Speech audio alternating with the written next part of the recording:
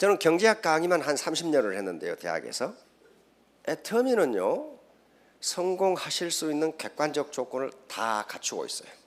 2010년 11월부터 강의를 시작했는데 그 이전에는 여러분들처럼 여기 앉아서 한 6개월 정도 강의를 들었어요. 그래서 이놈들이 사기를 치는지 안 치는지 내가 보자. 근데 들어보니까 사기가 아닌 것 같아. 그래서 세계 어떤 나라 경제학자들이든지 어떤 나라든지 미국이건 영국이건 일본이건 프랑스건 가장 큰 두 개의 경제적 문제가 있어요. 그 두 개만 해결되면요, 거의 대부분 모든 문제는 해결됩니다. 그것은 일자리와 소득이에요. 일자리와 소득. 일자리 문제와 소득 문제만 해결되면 다른 것은 부차적인 문제예요. 그런데 그 일자리와 소득의 문제는 동전의 양면입니다. 일자리가 변변치 않으니까 소득이 작아요. 그렇죠? 소득이 작으니까 또 인간 자본을 늘릴 수 있는 교육이 부실해. 그러니까 소득은 더 작아. 소득은 더 작다 보니까 계속 아파. 우리나라 소득 불평등보다 더 불평등한 게 건강 불평등입니다. 어떻게 소득이 낮은 사람일수록 아파? 그럼 뻔하지요. 뭐 때문에 그래요? 좋은 거 못 먹고 휴식 제대로 못 하고 아플 때 병원에 제대로 못 가고, 그러니까 거기 나쁠 수밖에 없지. 아무튼 그런데 이 강의를 들어보니까 일자리 문제와 소득 문제를 동시에 해결할 수도 있겠다, 이 생각이 들어서 제가 강의를 시작했습니다. 2010년 11월부터. 그래서 나의 주체적 조건을 갖추면 누구나 성공할 수가 있는데, 오늘은 요 잡스 얘기부터 하도록 하겠습니다. 자, 요 애플의 스티브 잡스입니다.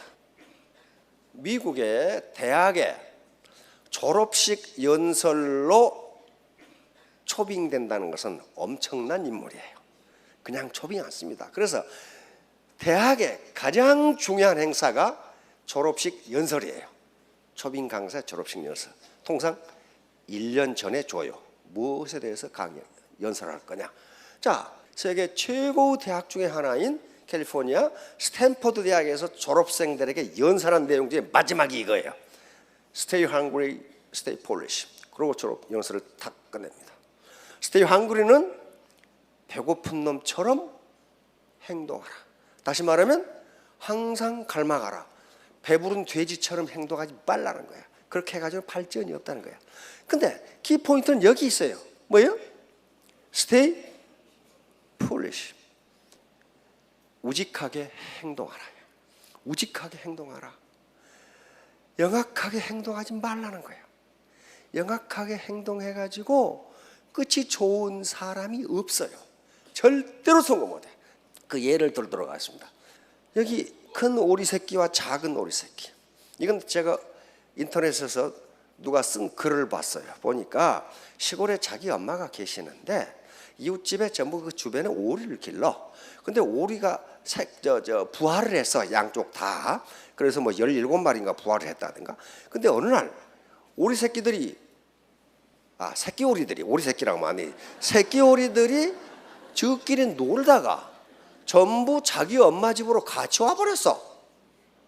그런데 혹시 여기 새끼 오리 얼굴 구분할 수 있는 분? 병아리 얼굴, 돼지 얼굴도 구분 못 하겠더라고. 다 똑같이 생겨가지고 돼지 새끼 다 와버렸어. 그런데 오리가 섞여 있으니까 누가 이웃집 거고 누가 우리 집 건지 몰라. 그래서 이 엄마가 알아서 17마리 골라가세요. 그랬단 말이에요. 그러니까 이웃집 아줌마가 전부 큰 것만 골라가. 큰 것만 골라. 그러니까 엄마가 기분이 나빴지만 헤이 뭐 금방 클 건데. 그래가지고 시간이 흘러서 오리가 알을 낳을 때가 됐는데 자기 엄마는 아침마다 그 주먹만한 오리알을 한 바구리씩 가져오는데 이웃집에서는 아무것도 없어. 왜? 큰 것만 전부 수컷만 가져간 거예요. 수컷만. 새끼 때는 수컷이 훨씬 커요. 응? 수컷만 줘다. 이렇게 영악하게 굴다가 완전히 맹탕이 돼버린 거죠. 그냥 맹탕이. 그런 경우가 굉장히 많아요. 사회적으로 무지무지하게 많은데 다 예를 들 수가 없어요. 자, 또 하나 로버트 엑설로드라고, 요게 우리가 사는 세상은 죄수의 딜레마 게임입니다. 모든 일상생활은 게임입니다. 게임이에요. 게임에는 플레이어가 있고 전략이 있고 승패가 가려져. 여기 복도에 걸어가실 때 눈 감고 아무렇게나 걸어갑니까? 아니에요. 저쪽에서 오는 사람을 봐서 내가 왼쪽으로 걸어갈지 오른쪽으로 걸어갈지 전략을 결정해. 그렇죠? 그게 전략이에요. 그러니까 살아가는 것 자체가 게임이에요. 그리고 죄수의 딜레마 게임이라는 건 상대방을 서로 믿지를 못해. 어디 나는 내 친구를 100% 믿는다. 그 자체가 못 믿는 거예요. 100% 못 믿어요. 그러니까 이 죄수 딜레마 게임이라는 것은 상대방을 내가 믿지 못하는 상황에서 내가 어떻게 내 이익을 극대화할 것인가, 그 전략이 무엇인가를 찾아내는 게 죄수의 딜레마 게임이에요. 어떻게 하는 것이 내 이익이 극대화되는가? 극대화되는가? 이것은 뭐 이기주의적으로 행동하라 그런 게 아닙니다. 어떻게 세상을 살아가는 것이 나에게 가장 좋을까? 그래서 이 미시간 대학 교수인데요, 정치학 교수인데 컴퓨터 게임을 했습니다. 그러니까 세계 각국에 이런 게임을 한다고 알렸어요. 그러니까 세계 각국의 프로 게이머들이 나름대로 이길 상대방을 꺾을 수 있는 프로그램을 가지고 미시간 대학으로 전부 모였습니다. 모였어요. 그래서 1차 게임을 했는데 그 게임을 하는데 게임의 횟수를 컴퓨터니까 100만 번을 했어요. 100만 번. 뭐 한두 번 한 게 아니고 100만 번을 했어요. 100만 번을 했어. 그런데 그 100만 번에서 1등을 한 프로그램이 티포텟이에요.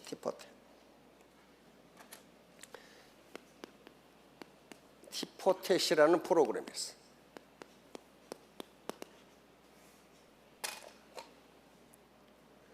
티포텟이라는 프로그램. 다시 말하면 티 뭐예요?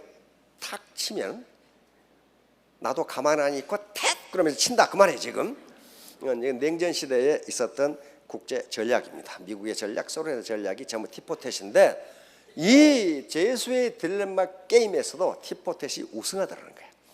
티포텟 전략은 뭐냐면 간단해요. 어떤 경우에도 먼저 배반하지 말라. 어떤 경우에도 먼저 배반하지 말라. 두 번째는 배반하면 즉각 보복하라. 야, 무시무시하죠? 왜 그러냐면 나를 위해서가 아니고 그놈을 위해서. 배반하는 걸 2번 배반했을 때 치니까 그 자식은 2번 또 배반하더라 이거야. 그러면 조직 전체가 무너져 버려. 조직 전체가. 그래서 즉각 보복하라. 세 번째는 반성하면 즉각 용서하라.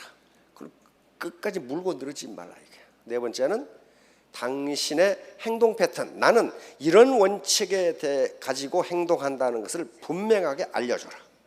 그거 애매하면 안 된다. 자, 그래서 다시 티포텟이 컴퓨터 게임에서 죄수의 딜레마 상황에서 우승했다. 그렇게 전 세계에 알리고, 그럼 이것이 우승했다는 사실을 알고 다시 해보자. 그러니까 다시 이제 이 티포텟을 깰 수 있는 아주 정교한 프로그램들이 많이 나왔단 말이에요. 그래서 2차 대회를 또 합니다. 2차 대회를 또 했는데 승리는 역시 티포텟이었어요. 티포텟. 자, 그래서 이제 이 엑설로드 교수가 모든 세계인들에게 이렇게 행동하라고, 이렇게 행동하는 게 가장 이익입니다. 가장 이익입니다 하고 이 결론을 내립니다. 첫째 뭐예요? 남의 성공을 질투하지 말라. 그런데 파트너의 성공을 질투하는 사람들이 있어요. 자, 두 번째 뭐래요? 먼저 배반하지 말라. 다시 말하면 먼저 약속을 지켜라. 다시 말하면 신사도를 지키라. 신사도를 지키지 않으면 집중 공격을 받더라는 거야. 그 사람은 집중 공격을 받아서 패가 망신해 버려. 자, 세 번째 뭐라고 했어요? 협력이든 배반이든 그대로 갚아라. 이게 티모테입니다. 누구를 위해서? 그 본인을 위해서 갚는다. 용서해 줬더니 또 그 짓을 하더라는 거야. 또 그 짓을 해. 그래가지고 조직 전체가 망가지더라는 거야. 네 번째 뭐라고 그랬어요? 영악하게 굴지 말라. 스티브 잡스가 한 말입니다. 영악하게 굴지 말라. 다시 말하면 너무 계산적으로 나가지 말라. 작은 이익을 가지고 큰 것을 놓치지 말라는 거야. 이 사회에 그런 문제가 굉장히 많습니다. 굉장히 많아요. 자, 이제 그러면 윤리적 행동의 기초, 그리고 모든 도덕률의 기초가 있습니다. 이게 매우 심플한 건데요, 이게 되질 않아요. 이것만 되면은 복잡한 윤리학이라든가 또는 도덕률이 필요 없다고 보는 거예요. 이게 안 돼요. 그런데 이게 안 된다고. 그래서 성경이나 논어에나 인도의 마하바라타나 전부 이 말이 들어있어요. 자, 뭐예요? 무엇이든지 남에게 대접받고자 하는 대로 너희도 남을 대접하라. 성경에 이 말씀이 누가복음에 또 나오죠. 이것을 학자들은 그래서 뭐라고 불러요? 황금률이라고 부릅니다. 골든룰이야. 이것만 되면은 모든 법률, 도덕률이 거의 필요 없다는 거예요. 근데 지가 하기 싫은 것을 저는 해. 예를 들면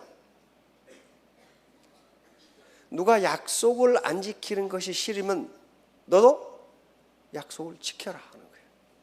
누가 거리를 오염시키는 것이 싫으면 너도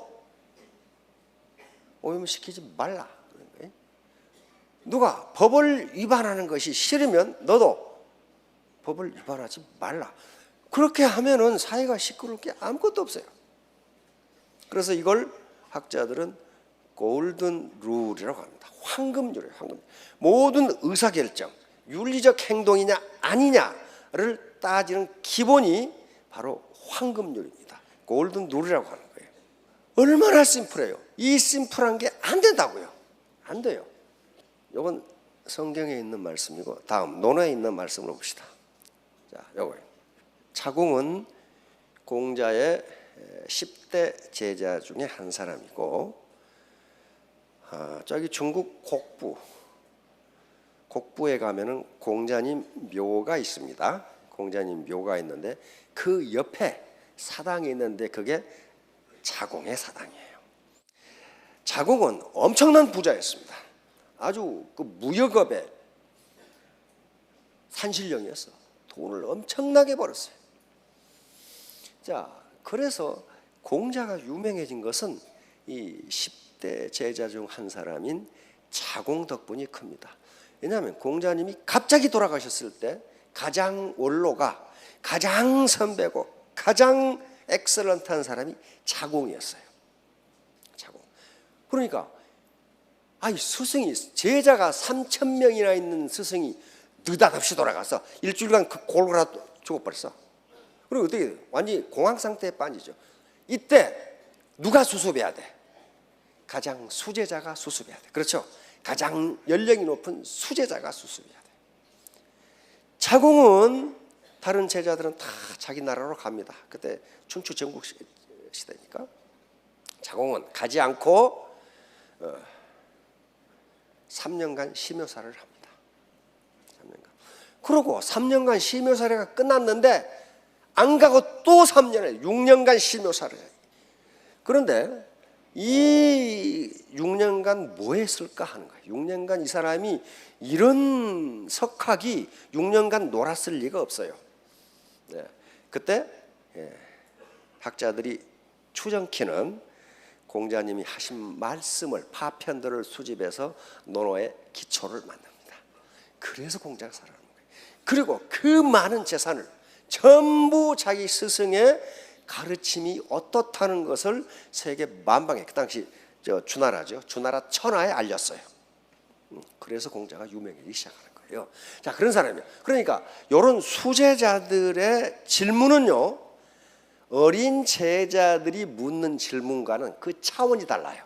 그리고 그 대답도 공자는 가슴 높이 교육을 했기 때문에 묻는 사람의 지적 수준과 그 사람의 능력, 학문 정도에 따라 대답을 다르게 합니다. 자, 자국이 물었어요. 유이러니 가히 종신지 행자오. 한마디 말로 평생토록 행할 만한 것이 있습니까? 이렇게 물은 거예요. 지금부터 2500년 전 얘기예요. 지금 엊그제 얘기가 아니에요. 그러니까 자왈, 그것은 서다, 이렇게 아주 단도직입적으로 이야기합니다. 이게 무슨 서자입니까? 용서할 서자입니다. 이게 인이에요. 인이다. 이게 인이다. 성경에서도 사랑이라는 말과 용서라는 말은 거의 동격어입니다. 같아요. 자, 서라는 것은 이런 뜻이다. 기소부력 몰시어이. 네가 당하기 싫은 일을 남에게 하지 말라. 누가 거짓말을 하면 네가 싫으면 너도 거짓말하지 말라, 그 말이에요. 이게 서라는 것이다. 자, 이게 이제 결론입니다. 다시 말하면 스티브 잡스가 Stay hungry, stay foolish. 이건 우직하게 행동하라는 건데, 우직하라는 것은 네 이익을 위해서 남이 당하기 싫은 일을 너는 하지 말라는 거예요. 그러면 애터미 사업도 성공한다. 그러니까 공자님이 2500년 전에 다단계를 할 걸로 아셨는 것 같아. 남한테 공갈치고 허위 과장 광고하고 내가 파트너들의 성공을 위해서 그래놓고 뒷구멍으로 자기 주머니 챙기고 그렇게 하지 말라는 거예요. 왜? 파트너들은 바보가 아니면 다 알아. 그러면 라인이 무너져요. 자, 우리 모두 3년 후 5년 후에 모두 로얄 마스터, 스타 마스터 되시기 바랍니다. 예, 감사합니다.